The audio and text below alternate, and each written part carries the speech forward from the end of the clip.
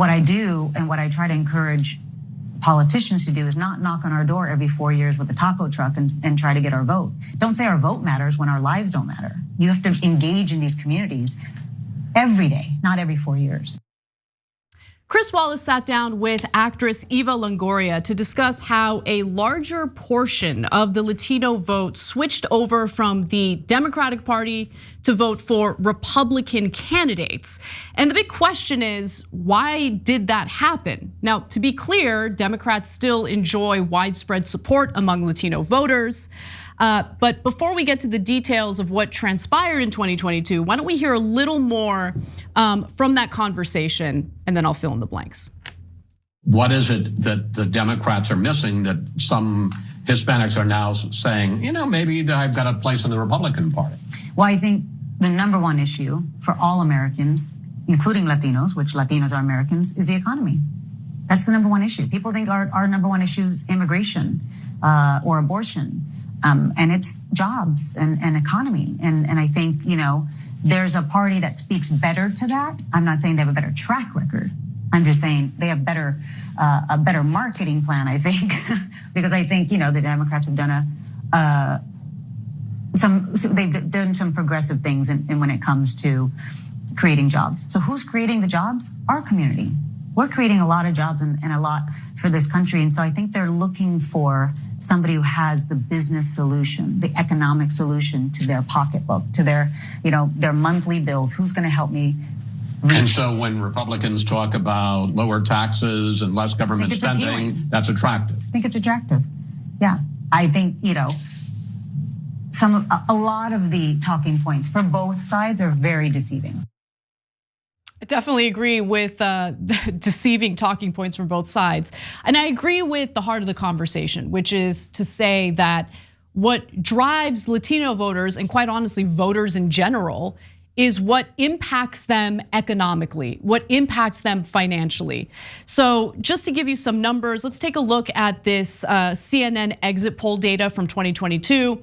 And it shows you that in 2018, you had 69% of Latino voters voting for Democratic candidates, 29% voting for Republicans. Well, that 29% for Republican candidates jumped up to 39% in 2022. So you see like a larger share of Latino voters supporting Republican candidates.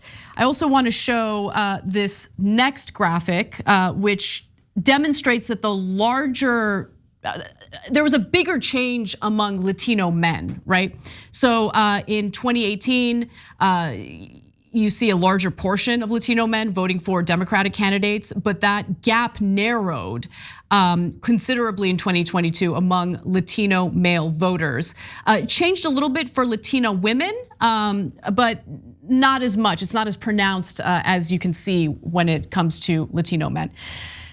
So I have more details on this, Cenk, but one other thing I'll just quickly say is it's important to also remember that the Latino community is not monolithic, right? So I think that's a big mistake that pollsters make, that reporters make, because they talk about Latinos as if they're all the same and they all have the same interests. I think voters in general prioritize the economy as one of the issues that matters to them.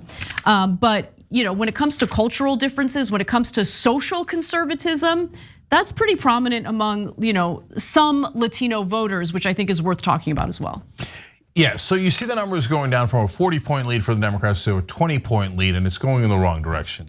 So why do Latinos vote for Democrats in the first place, and why have they stopped going in that direction? Well, number one, there's only one real reason why Latinos vote for Democrats is because Republicans call Latino immigrants dirty criminals. It's not complicated. They do it all the time. Trump ran his whole 2016 campaign on they're sending rapists and criminals from Mexico, from Latin America. Oh my God, there's a caravan coming. This is, in the ensuing years. Oh, Tucker Carlson does this segment. They're dirty. They're changing America. We got to have more white babies because the Latinos are ruining America in the way that it is. Now, if the idiots didn't do that, I think Republicans would get a majority of the Latino vote. Why? Because a lot of new immigrants are generally conservative in nature. And religion is a big part of Latino culture, and they have conservative family values. They would be And they believe in the American dream. If you went back to a Republican Party that is not insane, they could easily get not just a little majority, I think a significant majority of Latino votes. But their problem is they hate them, and they say they hate them. So that's why the Democrats were getting the Latino vote. So why have they started gaining momentum in that direction? Because the Democrats never deliver. And that's Eva Longoria is totally right about that. She's like, oh, they come by with a stupid taco truck and they tell us all these pretty little lies. And then they, for 4 years, they sit around and do nothing for us, especially on the economy. That's exactly right. That's not identity politics. Here at TYT, we're not big fans of identity politics. She's saying, but did you pass anything? Did you actually affect anyone's life in a positive way? And the answer for Democrats is always like, no, Republicans are big and bad and terrible, which is true. And then they stop, but they never, ever, ever, ever deliver. If they actually delivered like 1 or 2 pieces of legislation that helped everyone, including Latinos on the economic front, they'd get 80% of the Latino vote. Look, both political parties are in a lot of trouble, which is a funny thing to say considering this is a story about Republicans making gains among Latino voters. But those Latino voters are going to hit the same brick wall that they hit with the Democratic Party, and sooner or later they're going to realize, oh, Republicans actually have no interest in helping us with the economy either. The fact of the matter is, for the longest time, before corruption was baked into our system, thanks to the Supreme Court, and its ruling in Citizens United, you had one party, the Republican Party, that really leaned heavily into the culture wars to accumulate power, right? Because their economic views were not at all popular. The majority of Americans do want a social safety net. The majority of Americans love Social Security and Medicare and do not want to cut it. So in lieu of talking about their incredibly unpopular ideas, they focused on culture war issues. Now, increasingly, that has happened with the Democratic Party as well, because now they are bribed by the same corporate interests, which runs counter to doing anything in regard to legislation that would actually improve people's lives materially. So that is what is transpiring. The Democratic Party, and I'm talking about the mainstream Democrats, are under the assumption that they can just pander to Latino voters by just talking about immigration, which, by the way, they also dropped the ball on that issue as well. They're not doing, you think the Biden administration's doing a great job on immigration? I mean, he extended Trump era immigration policies. So you think if you're gonna lean on that, you might as well at least deliver on it, but they haven't even done that. So it's just, yeah, none of this is surprising. Guys, what people care about the most is their ability to pay their bills and provide for their families. That is the #1 most important thing for everyone in the country. So look, it's not rocket science.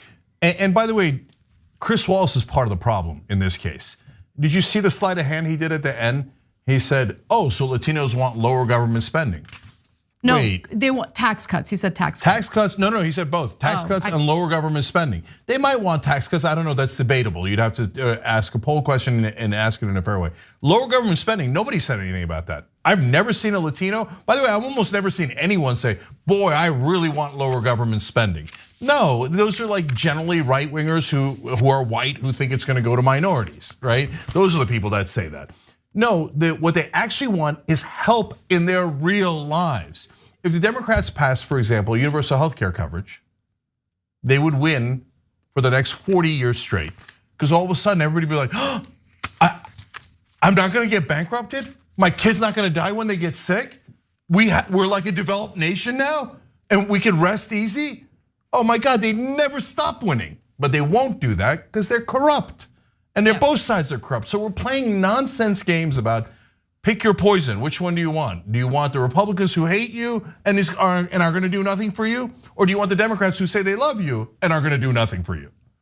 And by the way, I just want to provide some evidence to what Longoria is talking about there. And she has been involved as a surrogate for the Democratic Party, which is why they're having that conversation. So there was polling, Pew Research, for instance, found that 80% of all Hispanic registered voters said the economy is very important when making their decision on who to vote for in the midterm election. When broken down by party, 90% of Hispanic Republicans and Republican-leaning registered voters said the economy is very important to their vote. 3 and 4, or 75% of Hispanic Democratic and Democratic-leaning voters said the economy is very important to their vote. And while Democrats, again, love bragging about their weak sauce infrastructure bill, that's what they tend to lean on as evidence that they're actually delivering on their promises, Latino voters are not impressed. A survey by Pew Research Center released last September also showed that more than half, 54% of registered Latino voters disapprove of Biden's job as president, while 45% approve of Biden's job as president. Those are not good numbers, especially when it comes to a particular demographic that has done well with the Democratic Party. Yeah, look, so there's two different problems the Democrats have. One, again, Eva Longoria is right, their marketing sucks. So if I was Biden, every day I'd do 2 press conferences about this is the lowest unemployment in American history, lowest unemployment. Because one of the things that Latino voters care about disproportionately to other demographics is jobs and wages. So he could brag about that, but doesn't, because Democrats think it's uncouth to brag, okay? But there's this second larger problem that we've been talking about, which is that they never deliver. So what do they deliver on? They deliver for corporations. So if you're a giant transportation company or construction company or a union that services them, you're gonna get billions of dollars. But companies don't vote, real people vote. And they haven't even seen anything built yet, right? But they know the billions of dollars. Then they brag about the semiconductor industry. Whether you think that was the right bill to pass or not, you think that an average voter is gonna be like, oh, thank God the semiconductor industry got $54 billion of our money. Boy, God, I can't wait to vote for Democrats. You'd have to be so stupid that you work in Washington media to believe that.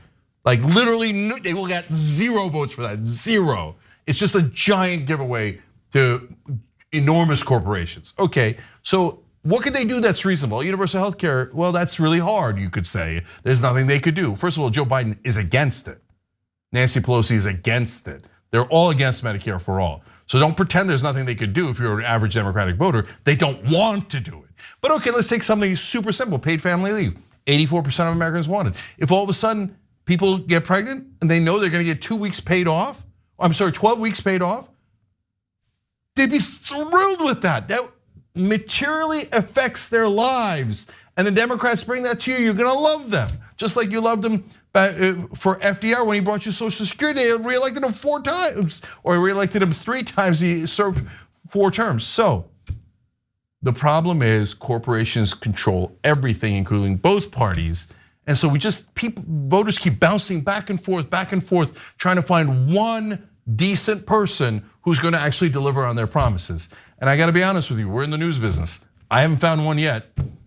So they're all talk, never any action. Thanks for watching The Young Turks, really appreciate it. Another way to show support is through YouTube memberships.